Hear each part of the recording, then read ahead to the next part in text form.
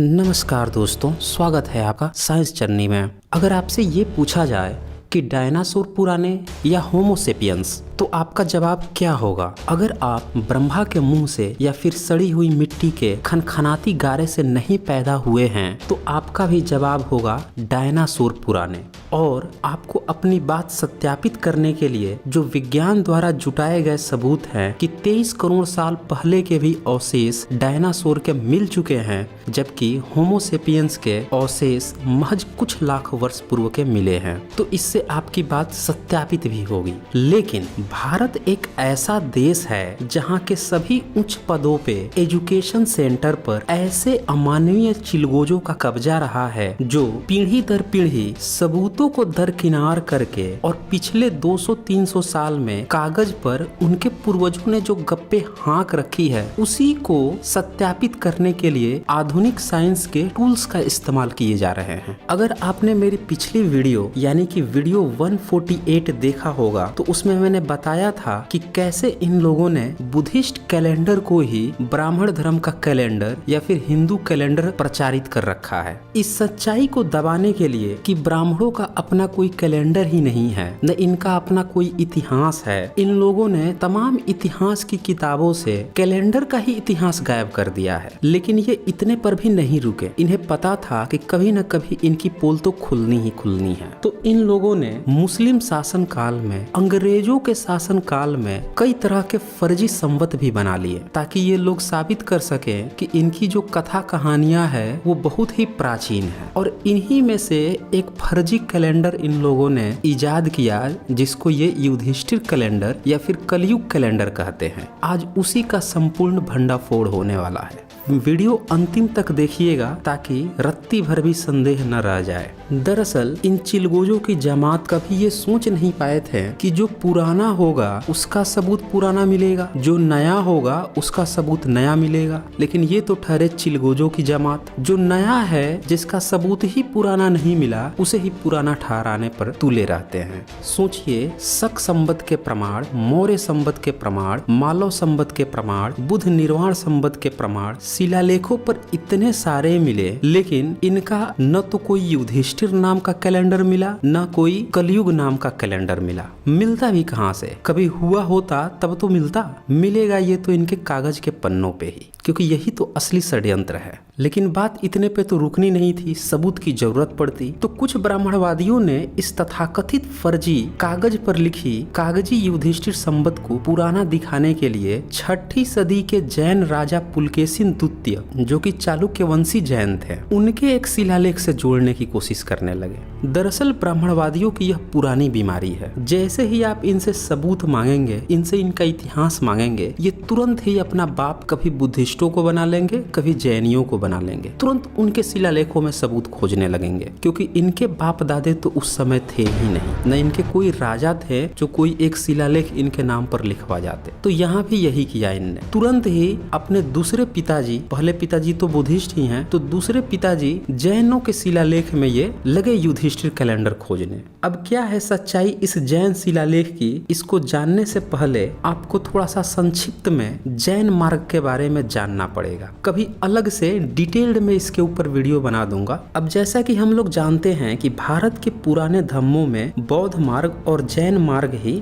आते हैं। ब्राह्मण धर्म तो महज 1000 साल से भी कम पुराना है। बौद्ध मार्गी राजाओं के तो सबूत काफी पुराने भी मिल जाते हैं, ईसा पूर्व में तमाम शिलालेख और पुरातात्विक प्रमाण मिल जाते हैं। लेकिन जैन मार्ग के प्रमाण ईसा पूर्व में काफी कम मिलते हैं। एक बहुत ही दुर्लभ शिलालेख मिला जैन राजा खारवेल का, जो ईसा से 2री सदी पूर्व का है। अन्यथा ईसा के बाद में जैन राजाओं के सबूत मिलने लगते हैं। जिस तरह से बौद्धों ने जातक कथाएं लिखी थी, जिसके ट्रेस आज भी अजंता की गुफाओं में ईसा से 300 साल पहले के मिल जाते हैं, वैसे ही जैन राजाओं ने भी 5वीं-6ठी सदी के दौरान इसी तरह की कहानियां लिखवाई, जिसको ये लोग पुराण कहते थे, जैसे हरिवंश पुराण, भागवत पुराण। अब ये सब नाम सुन के आपको लग रहा होगा कि ये तो ब्राह्मणों के ग्रंथ हैं, तो यहाँ पे याद रखिएगा ये सारे जैनियों के ग्रंथ थे। इसी का ब्राह्मणीकरण करके संस्कृत में ब्राह्मणों ने 10वीं सदी बाद कब्जा किया है। इसी तरह से जैनियों ने जैन रामायण भी लिख ली। इन्होंने भारत ग्रंथ भी लिखा। जिस तरह से 20 से ज्यादा जातक कथाओं को मिलाकर ब्राह्मणों ने महाभारत लिखा है, वैसा ही भारत ग्रंथ भी था। दरअसल बौद्धों और जैनों की ही कहानियों को अश्लील ढंग से लिखकर ब्राह्मणों ने अपने सारे धर्म ग्रंथ तैयार किए हैं।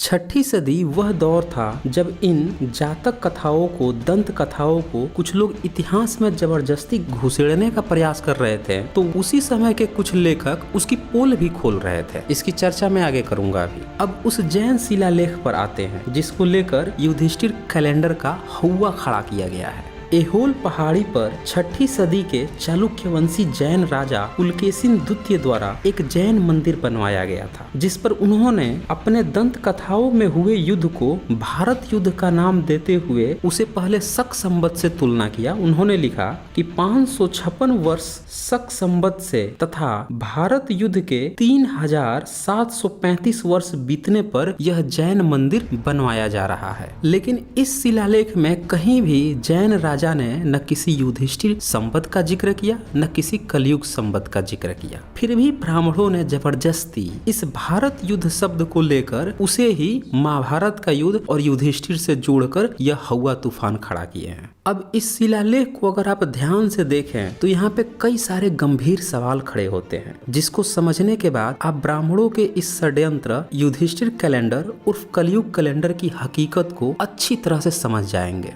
सबसे पहली बात कि ये जैन शिलालेख है और ये अपने दंत कथा की बात कर रहा है। साथ में उसे पता भी है कि भारत युद्ध न उससे पहले कोई जानता था न उसके समय में, इसीलिए वह शक संवत का भी साथ में नाम ले रहा है। दूसरी बात कि इस 6ठी सदी के जैन शिलालेख से पूर्व किसी भी जैन राजा ने ऐसे किसी भी भारत युद्ध का जिक्र नहीं किया था। यहाँ तक कि ईसा पूर्व का जो एकमात्र जैन शिलालेख मिला है जैन राजा खारवेल का, उन्होंने भी किसी भारत युद्ध संवत का कोई जिक्र नहीं किया, उल्टे उन्होंने मौर्य संवत का जिक्र किया। तीसरी बात कि यहाँ पे भारत युद्ध होने की बात हो रही है, न कि किसी युधिष्ठिर संवत या कलयुग संवत की बात हो रही है। चौथी बात कि जैन लेखक अपने लेखों में ईसा पूर्व के आंकड़ों को दिखाने के लिए इतने बड़े बड़े अंक इस्तेमाल किए हैं जिस पर विश्वास करना ही मुश्किल हो जाता है। उदाहरण के तौर पर अगर आप जैनियों के जो 24 तीर्थकर हैं तो उनसे पहले के 23 तीर्थकरों की आयु पूछें तो आप पाएंगे कि जैन ग्रंथों में उनकी आयु लाखों साल, करोड़ों साल, अरबों साल ही नहीं उससे भी कहीं ज्यादा दी गई है, जिसको आप काउंट तक नहीं कर सकते हैं। तो इसीलिए इतने बड़े बड़े आंकड़े जो जैन ग्रंथों में या जैनियों ने लिखे हैं उसे इतिहासकार नकार देते हैं। और यही कारण है कि आगे मैं कुछ और पॉइंट्स दिखाऊंगा जिससे साबित हो जाएगा कि यहाँ पे जो जैनियों ने भारत युद्ध को 5000 साल पुराना दिखाने की कोशिश की है, उसको ही उसी समय के लेखक कोई 3000 साल पुराना बता रहा है तो कोई 4000 साल पुराना। आप देखते जाएं। अब 6ठी सदी का जो बराहमिहिर था और इसी 6ठी सदी का यह शिलालेख भी है, तो इस बराहमिहिर के नाम पर जो किताबें आज उपलब्ध की गई है उस किताब में साफ साफ लिखा है कि वह इस महाभारत को 4500 साल पहले बता रहा है। एक बड़ी प्रसिद्ध किताब है गौरी शंकर ओझा की प्राचीन लिपिमाला, वो भी लिखते हैं कि बराहमिहिर लिखता है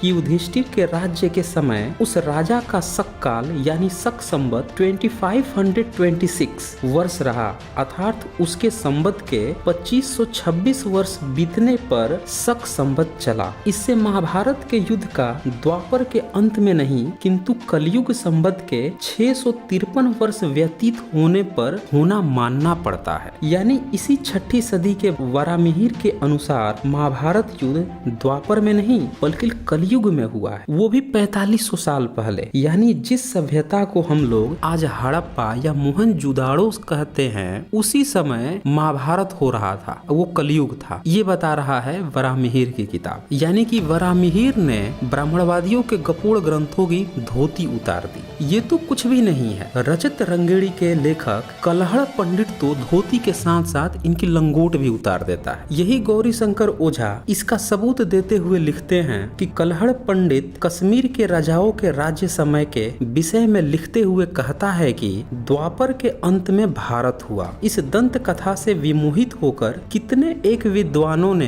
इन राजाओं का राज्यकाल गलत मान लिया है। जब कली के 653 वर्ष व्यतीत हुए तब कुरु पांडव हुए। यानी कलहड़ पंडित भी महाभारत की पूरी पोल खोल देता है। वो बताता है कि कली के 653 वर्ष बीतने के बाद कुरु और पांडव हुए। यानी कि बात तो फिर वहीं आ गई। आज से 4500 साल पहले जब मोहनजोदड़ो हड़प्पा था तब कुरु और पांडव हुए थे। तो मोहनजोदड़ो और हड़प्पा के बारे में इन ब्राह्मण ग्रंथों में एक फूटी कौड़ी निशान तक नहीं मिलेगा। इन सभ्यताओं के बारे में कहां से मिलेगा? ये तो कोरी गप्पे हाँके जा रहे थे और इसीलिए कलहड़ पंडित इसे दंत कथा भी कहता है। यानी पूरी तरह से लंगोट उतार देता है ब्राह्मणवादी गपोड़ ग्रंथ महाभारत की। अभी ये तो कुछ भी नहीं है, लगे हाथ पुराणों पर भी नजर डालिए। वो तो पूरी ब्राह्मणों की चुटिया पकड़ के चूल्हे हिला देता है। वो तो महाभारत को 3500 साल पुराना बता देता है। द पोलियोग्राफी ऑफ इंडिया के लेखक गौरी शंकर ओझा लिखते हैं,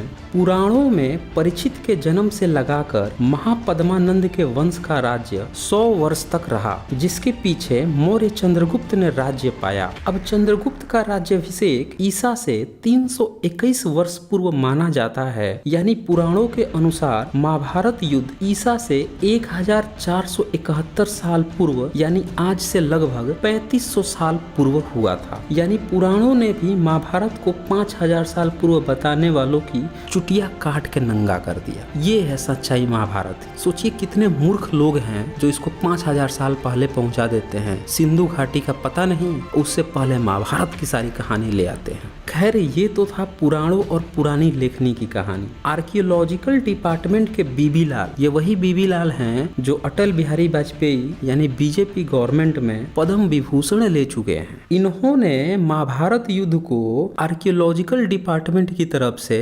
2900 साल पूर्व, जी हाँ 2900 साल पूर्व यानी ईसा से 900 साल पूर्व साबित किया है। अब बताइए महाभारत युद्ध ईसा से 900 साल पूर्व हुआ था, यानी कि बुद्ध से 300 साल पहले महाभारत युद्ध हुआ था। यानी कि ये जो तथाकथित युधिष्ठिर कैलेंडर उर्फ कलयुग कैलेंडर का बवंडर जो हवा खड़ा किया गया है, ये पूरा का पूरा महाफर्जी निकला। इसका तो डेट ही नहीं पता चल रहा है कि 5000 साल पहले था कि 4500 साल पहले था कि 3500 साल पहले था कि 2900 साल पहले था। और सबूत तो कुछ है नहीं, कागज पर गप हाकी गई है अंग्रेजों के समय में। कुल मिलाकर निष्कर्ष यही निकलता है कि 6ठी सदी के लेखक ही भारत युद्ध की कल्पना कर रहे थे, वो भी जैनी थे। कोई उसे 5000 साल पुराना बता रहा था तो कोई 4500 साल, और पुराणों ने तो उसे 3500 साल पर ला दिया। ASI ने 2900 साल पहले बता दिया और उसी समय के लेखकों ने इसे दंत कथा भी कहा, यानी वो इतिहास भी नहीं मान रहे थे। यानी ये युधिष्ठिर संवत या कलयुग संवत न कभी था न कभी है, ये सिर्फ और सिर्फ एक हवा खड़ा किया गया फर्जी कैलेंडर है। तो दोस्तों इस वीडियो को जमकर लाइक करें ताकि इस वीडियो के रीच बढ़ सके। इसको जमकर शेयर कीजिए ताकि सभी भारतीयों को इन ब्राह्मणवादियों के षड्यंत्र के हकीकत का पता चल सके। और कुछ दोस्तों ने